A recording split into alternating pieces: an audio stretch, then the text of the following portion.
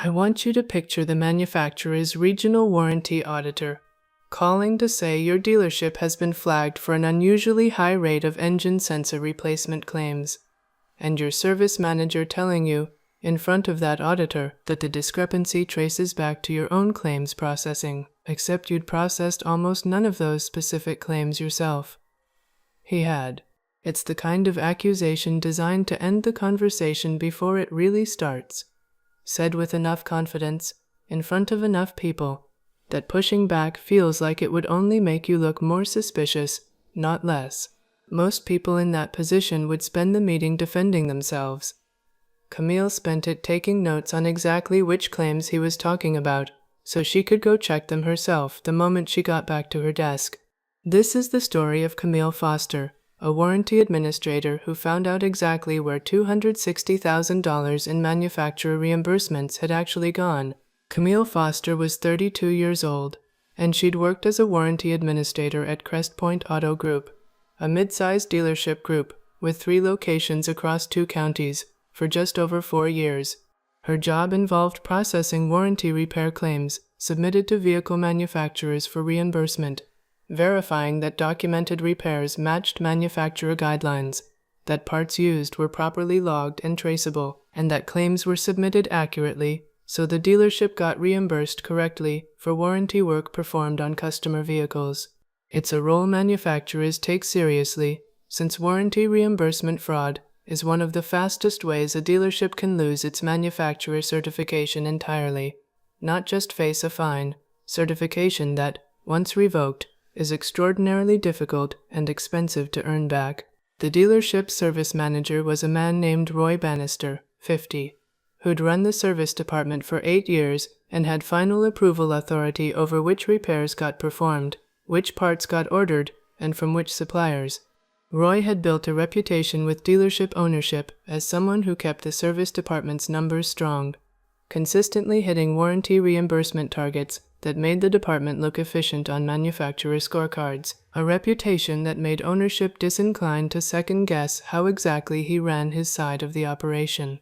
He'd been service manager since before Camille was hired, and by the time she started, his authority over the department was simply an accepted fact of how things worked, the same way certain fixtures of an organization stop being questioned once they've been around long enough. By all appearances, Roy had run the department honestly for at least his first 2 years in the role. According to the older records, the eventual investigation reviewed, Bannister Auto Parts Solutions hadn't even existed yet during that window. Investigators later theorized, based on when the company was formed and how gradually the fabricated claims appeared to have started, that the scheme likely began small, perhaps with a single inflated invoice that went unquestioned, and grew slowly over years, precisely because nothing about its early stages would have looked unusual enough to draw attention on its own. That gradual escalation is, in its own way, one of the more common patterns in this kind of fraud. Nobody sets out on day one to defraud a manufacturer of $250,000. They start with something small enough to convince themselves it barely counts, and the boundary keeps moving after that. Camille's first 3 years, she had no particular reason to question Roy's parts sourcing decisions. Service departments work with numerous parts suppliers, and Roy's authority to select vendors for warranty repair parts was a normal part of his role. She generally respected Roy during those years. He was hands-on with technicians, personally handled difficult customer escalations, occasionally covering a shift himself during a particularly short-staffed week, and the department's numbers genuinely did look strong on every metric ownership tracked, which reflected well on the whole team, herself included. It was in her 4th year, after the manufacturer's regional office flagged Crestpoint for an unusually high rate of a specific warranty claim, engine sensor replacements, that she started looking more closely at the underlying repair orders herself, rather than simply processing them as submitted. Manufacturer flags like this weren't unheard of in the industry, and most of the time they resolved as nothing more than a legitimate cluster of similar repairs at a busy dealership. Camille approached the review the same way she approached any routine reconciliation, Expecting to find a boring explanation and move on with her day, she noticed that a disproportionate number of these flagged claims used parts sourced from a supplier called Bannister Auto Parts Solutions, a company she'd seen on invoices for years without ever questioning the name, assuming it was simply named after its owner, the way many small parts suppliers are, the same way a plumbing company might be named after the person who founded it decades earlier.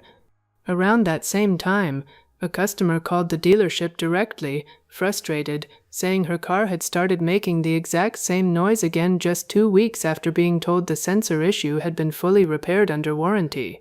The complaint got routed to Camille's desk as part of the broader review, since it fell within the same flagged claim category. When Camille pulled the repair order, the labor log showed no technician had actually clocked time against that specific repair line, despite the claim having been submitted and paid weeks earlier as completed work. She sat with that a moment, feeling the first real flicker of something beyond routine curiosity, a paid claim, a persistent complaint, and no record that anyone had actually done the work in between. She pulled the company's business registration through the state's public filing system, a basic check she was technically permitted to run on any vendor tied to a warranty claim under review. It had been formed 6 years earlier. Its registered owner was Roy Bannister. She sat with that for a long moment, running through the possibility that this could still be entirely innocent. Plenty of service managers have some financial connection to a supplier disclosed properly through legitimate channels, and it was possible, if unlikely, that ownership already knew and had simply never mentioned it to her specifically. But she couldn't find any disclosure of the relationship anywhere in the dealership's vendor files, which, if the relationship were legitimate and approved, should have existed as a matter of basic compliance. She went back through the flagged claims more carefully after that, cross-referencing them against actual technician labor logs and customer vehicle pickup times pulled from the service department's own scheduling system. On a significant number of the flagged claims, no technician had logged the labor hours the claim described performing, and several vehicles, according to pickup records, had been returned to customers well before the claimed repair time would have been physically possible to complete.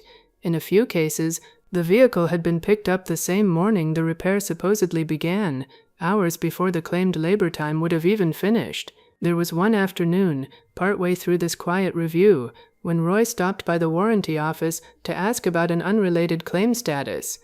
He glanced briefly at the spreadsheet open on her screen, comparing labor logs against claim numbers, and asked what she was working on. "Just reconciling the flagged batch for the audit," she said, which was true enough on its face, and he nodded and moved on without further comment, apparently unconcerned. Camille sat still for a moment after he left, aware of how close that had felt, even though nothing in the exchange had actually revealed what she was specifically looking for, and made a point after that of only working on the comparison at home, on her own laptop, rather than risking it appearing on a dealership monitor again.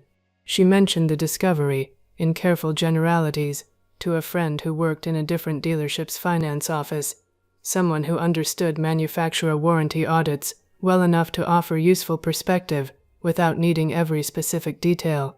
If a service manager owns the parts vendor his own department buys from, that's exactly the kind of related party relationship manufacturers require dealerships to disclose, her friend told her. The fact that it wasn't disclosed is almost as damning as whether the parts were actually installed, and manufacturers take undisclosed related party vendor relationships in warranty work extremely seriously, because it's exactly the setup that makes fraud easy to hide. That distinction shaped how Camille eventually framed her findings, leaning on the undisclosed ownership. As much as the labor discrepancies themselves, she calculated the pattern across roughly 2 years of claims she could access, just over $260,000 in warranty reimbursements, tied to parts purchased from Roy's own company, for repairs that technician records and vehicle timelines strongly suggested had frequently never actually been performed, as described on the submitted claim. She still didn't have proof of exactly what happened to the reimbursement money once the manufacturer paid it out, only that Roy owned the parts vendor being paid, that labor records didn't support a large share of the claims tied to that vendor, and that he had final approval authority over every one of them. The night before the auditor was scheduled to arrive, Camille stayed late at the dealership, going through every flagged claim one final time to make certain her comparison held up under the kind of scrutiny a professional fraud investigator would actually apply, rather than the more forgiving read she might have given herself in the middle of a busy week. She picked 3 of the clearest examples to lead with if the opportunity came to present anything at all. One claim where the vehicle had been picked up 4 hours before the labor time even started, one where no technician's login appeared anywhere in the repair bay's own equipment logs for that day, and one where the same part number appeared on 2 separate claims for 2 different vehicles on the same afternoon, an impossibility given the dealership only stocked a limited quantity of that specific sensor at any given time. She printed everything twice, once for herself, and once in case anyone asked for a copy on the spot, a habit she'd developed from years of processing claims that taught her paperwork left in someone else's hands has a way of becoming less available exactly when you need it most. Before she could finish quietly building a complete picture, the manufacturer's fraud auditor scheduled an in-person review given the volume of flagged claims. Roy moved first, telling both the auditor and the dealership's general manager, in a meeting Camille wasn't initially part of, that the pattern likely traced back to processing errors in warranty administration, a direct suggestion that the fault sat with Camille's department rather than his own approvals. By the time Camille was called into the room, the framing had already partly taken hold. The auditor had questions ready about her department's claim submission process specifically, and the general manager's body language suggested he'd already half accepted Roy's version of events. "I want to understand the process from your end," the auditor said, not unkindly, but with the tone of someone working through a checklist rather than genuinely curious yet. "Walk me through how these specific claims were submitted." Camille understood, in that moment, that she had a choice between defending herself reactively in a room where the narrative had already been set by someone else, or asking for the room's patience long enough to actually show what she'd found rather than simply deny an accusation. She glanced briefly at Roy, who was watching her with the same calm, faintly sympathetic expression he might have worn discussing a routine staffing issue, apparently confident the meeting would go exactly the direction he'd already framed it. She chose the second option, carefully. "Before I answer that, I'd like to show you something I found while reviewing these same flagged claims myself. I think it changes the direction this conversation should go." She laid the first printout on the table, the vehicle pickup record showing the car had left the lot 4 hours before the claimed labor time even began. The auditor picked it up, read it twice, and looked up at Roy before saying anything. Roy's expression shifted for the first time since Camille had entered the room, a flicker of something that wasn't quite alarm yet, but was no longer entirely calm either. "There's likely a data entry error on the pickup timestamp," Roy said. "That happens more than people realize with our scheduling software." "That's possible," Camille said, keeping her voice level. "I checked 3 other systems against it before I brought this in. The equipment bay's own login records, the technician's individual schedule for that day, and the customer's own text message confirming pickup time, since she'd texted the service line asking if her car was ready. All 3 agree with each other, and none of them agree with the claim." She requested the chance to present her own findings before any conclusion was finalized, and laid out what she'd found methodically, the vendor ownership connection first, since it was the most objective, then the labor log discrepancies, then the vehicle pickup timeline mismatches, being careful throughout to distinguish what the records actually proved from what she was inferring about intent. "I can prove Roy owns Bannister Auto Parts Solutions. I can prove a majority of these flagged claims have no matching labor record or a pickup time that makes the described repair impossible. I can't prove where the reimbursement money went after Roy's company was paid, only that the pattern is consistent and it isn't coming from anything my department controls." The auditor's demeanor shifted almost immediately once the vendor registration was on the table. since undisclosed related party vendor relationships are exactly the category of finding manufacturer fraud investigations are specifically trained to take seriously.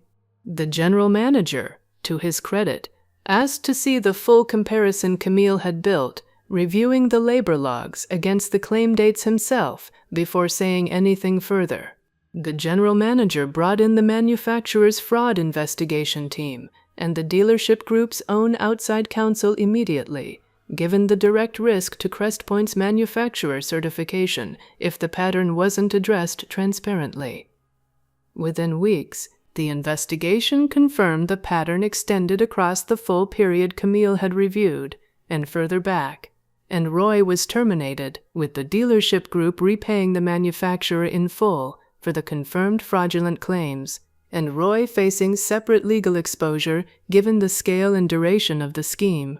The investigation also found that Roy had used Bannister Auto Parts Solutions for a handful of genuinely legitimate parts orders as well, apparently specifically to give the company a plausible operating history and make the vendor relationship look ordinary to anyone who glanced at it casually, a detail that made the fraud considerably harder to spot at a surface level than if every single invoice from the company had been tied to a fabricated repair. Investigators also found that Roy had specifically routed the fabricated claims toward vehicle models and repair categories with lower average customer complaint rates, apparently to minimize the odds of exactly the kind of repeat complaint discovery that had actually helped surface the pattern in Camille's case, a level of calculation that suggested the scheme had been refined deliberately over years rather than opportunistically stumbled into, credited clearly for the discovery once the general manager confirmed to ownership exactly how the pattern had actually surfaced, through her own refusal to accept the blame Roy had tried to shift onto her department before she'd even had the chance to look at the underlying records herself. Ownership, reviewing the full timeline afterward, noted specifically that Camille had brought forward a complete, carefully qualified analysis rather than a defensive denial, which had made the difference between a messy he-said-she-said dispute and a case that investigators could act on immediately. She was promoted into an expanded warranty compliance role with new authority to independently verify parts vendor ownership and cross-check labor records against every claim above a routine dollar threshold before submission to any manufacturer. The role also came with authority Camille hadn't originally expected, reviewing historical claims across all three of Crestpoint's locations, not just her own, to identify whether any other service managers had similar undisclosed vendor relationships. The review turned up nothing at the other two locations, which Camille found oddly reassuring, confirming that Roy's scheme had been an individual failure of oversight rather than a broader cultural problem across the dealership group. The customer whose repeat complaint had first pointed Camille toward the specific claim category under review received a full, no-cost repair once the pattern was identified, along with a direct apology from dealership ownership and an extended warranty on the affected component as a gesture of goodwill.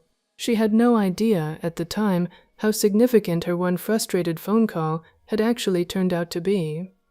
And Camille made a point, once everything had settled, of ensuring the woman eventually learned that her persistence had mattered far beyond her own car. Several technicians, once the investigation became common knowledge around the shop floor, came forward on their own with stories that, individually, none of them had thought worth mentioning before, being asked by Roy to log labor hours against a repair order slightly differently than what they'd actually performed, always framed as a minor administrative convenience rather than anything that seemed obviously wrong at the time. None of them had connected these individually small requests to anything resembling a scheme, because Roy had been careful never to ask any single technician to falsify very much at once, spreading the actual mechanics of the fraud thin enough across enough people that no one person's piece of it looked alarming on its own. One senior technician, who'd worked under Roy for nearly 6 years, admitted afterward that he'd occasionally wondered why certain sensor jobs got assigned to him, with parts already staged, before he'd even looked at the vehicle, but had assumed it was simply Roy being efficient rather than anything worth questioning. Roy's eventual legal resolution took the better part of a year to fully play out.